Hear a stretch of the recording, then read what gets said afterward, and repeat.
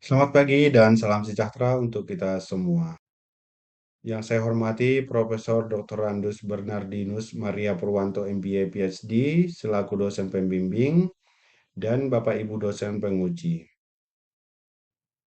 Perkenalkan, saya Toroi Sao Johansa Semaremare. Pada kesempatan ini, saya akan mempresentasikan hasil penelitian tesis saya yang berjudul Analisis Kelayakan Strategi Diversifikasi Portofolio Produk PT XYZ menuju hilir rantai pasok baterai electrical vehicle. Penelitian ini dilatar belakangi oleh pada tahun 2025 Indonesia memproduksi 70% suplai nikel dunia.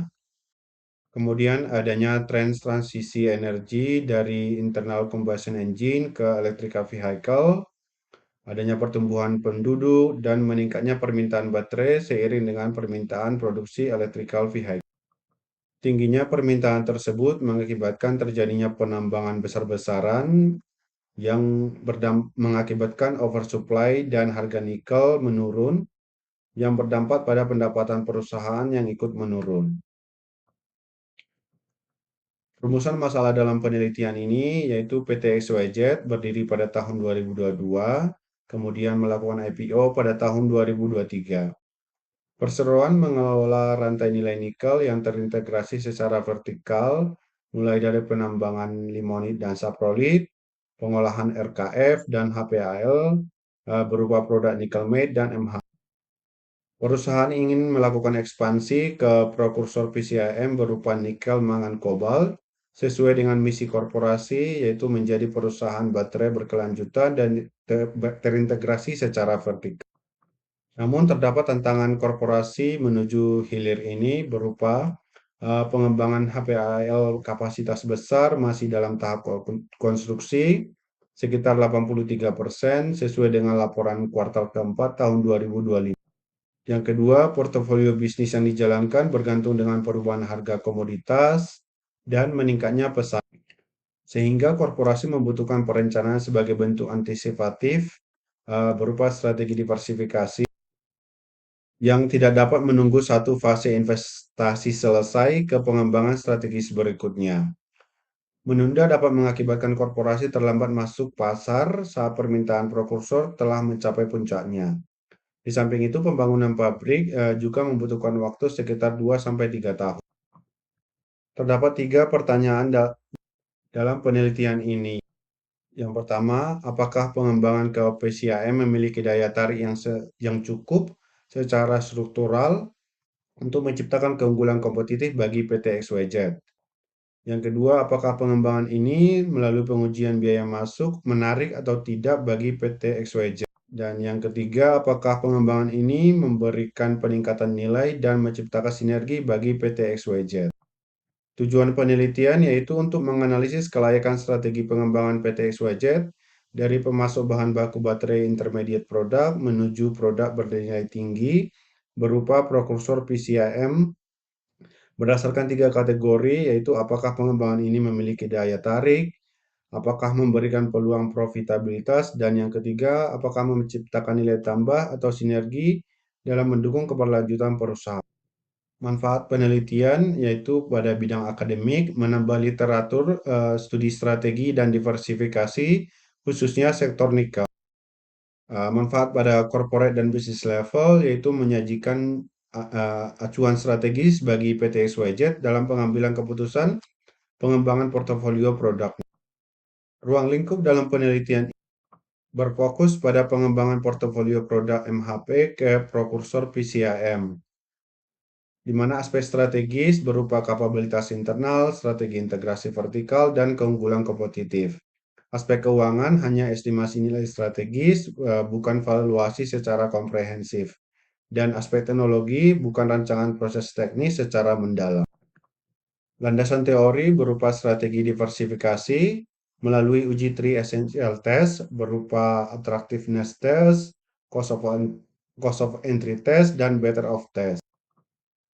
Metode penelitian menggunakan metode campuran atau mixed method, di mana rancangan penelitian berupa sequential explanatory dengan menganalisis terlebih dahulu data kuantitatif dari rata kuesioner untuk melihat peta empirisnya, Selanjutnya diperdalam melalui data kualitatif berupa in-depth interview.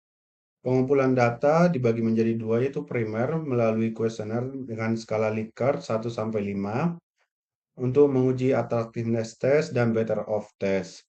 Kemudian dilanjutkan dengan wawancara mendalam dan penggunaan dokumen internal perusahaan.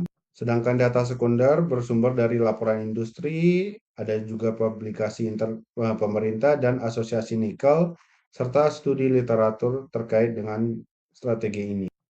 Pemilihan narasumber dalam penelitian ini dilakukan secara purposive sampling untuk pemahaman mendalam proses bisnis serta rencana strategi diversifikasi yang akan dilakukan oleh perusahaan yang diwakilkan oleh 5 orang, yaitu Head of Corporate Communication, General Manager Operasional, Lead Strategy and Partnership, Chief Commercial and Business, General Manager Finance and Accounting. Analisis data yang pertama attractiveness test dengan pendekatan Porter 5 Forces, kemudian cost of entry dengan indikator MPV, IRR, dan PB period, dan yang terakhir better of test dengan pendekatan value chain analysis. Hasil analisis pada uji daya tarik, total skor rata-rata atau indeks keseluruhan yaitu 3,72, di mana tekanan tertinggi berasal dari ancaman pendatang baru yaitu 4,53. Hal ini terjadi karena membutuhkan modal yang cukup besar, penguasaan teknologi, kepatuhan AMDAL, adanya kepastian konsumen, dan juga bisnis yang dijalankan harus secara terintegrasi. Sedangkan ancaman terendah berasal dari ancaman produk pengganti, yaitu 3,37. Meskipun keberadaan LVP masih dominan, namun kualitas yang ditawarkan oleh baterai nikel mangan kobalt lebih tinggi, mampu menyimpan energi lebih banyak, dan dapat menjangkau jarak yang lebih jauh. Pada uji biaya masuk ini dengan skenario base case dibagi menjadi dua, di mana tahap pertama yaitu pemurnian dan pemisahan MHP menjadi nikel sulfat, kobalt sulfat, dan mangan sulfat. Dengan estimasi modal sekitar 550 juta dolar dan biaya operasional dengan digunakan pada tahun keempat 50% dan tahun kelima 100%, dengan total sekitar 1,3 miliar dolar. Untuk perhitungan cash flow pada tahap 1 dengan estimasi 20 tahun proyek. Selanjutnya pada tahap kedua, yaitu pengendapan nikel kobalt mangan sulfat menjadi prekursor PCIM berupa bubuk kristal. Dengan estimasi modal sekitar 1,1 miliar dolar dan biaya operasional 1,4 miliar dolar. Dan perhitungan cash flow sekitar di 20 tahun proyek. Dari hasil perhitungan diperoleh pada tahap 1 NPV sekitar 3,8 miliar dolar, IRR 40,32%, dan PB period 4,55 tahun. Sedangkan pada tahap kedua, NPV yang diperoleh sekitar 3,7 miliar dolar, IRR 29,17%, dan PB period 5,64 tahun. Pada uji lebih baik, total skor rata-rata atau indeks keseluruhan yaitu 4,45, yang menunjukkan adanya sinergi pada pengembangan ke prokursor dengan aktivitas yang dijalankan saat ini. Pada primary activities memiliki sinergi yang kuat, terlihat dari perolehan masing-masing skor, yaitu pada inbound logistics, operations, ada outbound logistics, marketing and sales, dan service.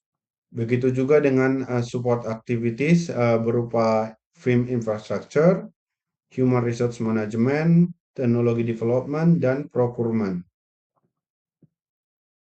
Selanjutnya pembahasan pada uji daya tarik.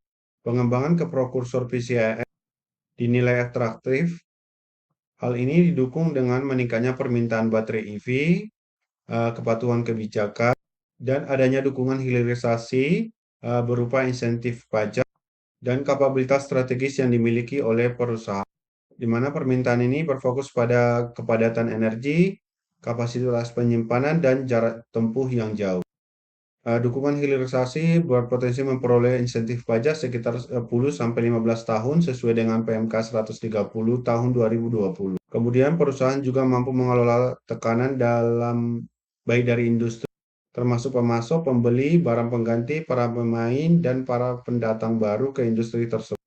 Dan juga PT XYZ berada pada posisi strategis yang kuat, didukung dengan aset jangka panjang, khususnya memiliki tambang, pengolahan RKF, dan HPL yang terintegrasi secara penuh. Pada uji biaya masuk, pengembangan dengan strategi internal sangat layak secara ekonomi dan menguntungkan PT XYZ. Hal ini terlihat dari perolehan MPV yang positif, IRR yang jauh lebih tinggi dari tingkat diskonto, dan PB period yang tergolong singkat. Upaya peningkatan efisiensi dapat dilakukan dengan penggunaan fasilitas bersama dan penghematan biaya bahan baku dari produksi perusahaan milik sendiri yang diperoleh dari hasil tambang milik sendiri juga. Pada uji lebih baik memiliki sinergi kuat dalam memberikan peluang peningkatan nilai tambah dengan pengelolaan sumber daya secara optimal dalam upaya meningkatkan efisiensi. Hal ini dapat meningkatkan posisi strategis perusahaan dalam rantai nilai global baterai yang menggunakan penggunaan sumber daya dan aktivitas bersama seperti tata kelola, logistik, operasional, pemasaran, dan SDM, serta pengadaan dalam upaya meningkatkan efisiensi ekonomi soft. Juga dengan penggunaan pengadaan dari satu pintu dari kantor pusat untuk seluruh kebutuhan, misalnya bahan senyawa pelarut, energi, maupun jasa. eh, Dalam hal ini untuk memperoleh penawaran kompetitif atau economies of scale. Hasil uji diversifikasi menunjukkan bahwa uji daya tarik dengan total skor keseluruhan 3,72 sehingga dapat dikatakan menarik bagi PT XYZ. Pada uji biaya masuk memperoleh NPV positif, IRR lebih tinggi dari tingkat diskonto, dan PB period yang tergolong singkat. Hal ini menunjukkan bahwa secara ekonomi dinyatakan layak.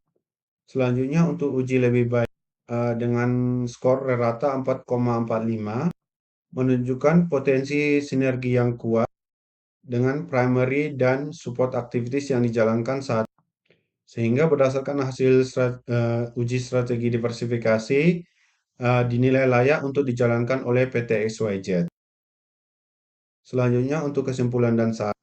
Untuk kesimpulan uji attractiveness test memiliki daya tarik yang tinggi dengan tingkat kesiapan yang tinggi juga dari indeks keseluruhan 3,72 dan pernyataan manajemen. Didukung dengan meningkatnya permintaan baterai EV, adanya dukungan hilirisasi berupa insentif pajak, dan kapabilitas strategis yang dimiliki oleh perusahaan. Pada uji cost of entry, dinilai layak secara ekonomi dan dapat memberikan keuntungan dari perolehan NPV positif, dari besaran persentase return tingkat diskonto yang ditentukan, serta pengembalian modal yang tergolong singkat. Pada uji better off, menunjukkan adanya sinergi yang kuat dengan portofolio bisnis yang dijalankan, terwujudnya ekonomi of scale dan scope dari penggunaan sumber daya dan aktivitas bersama dalam mencapai efisiensi.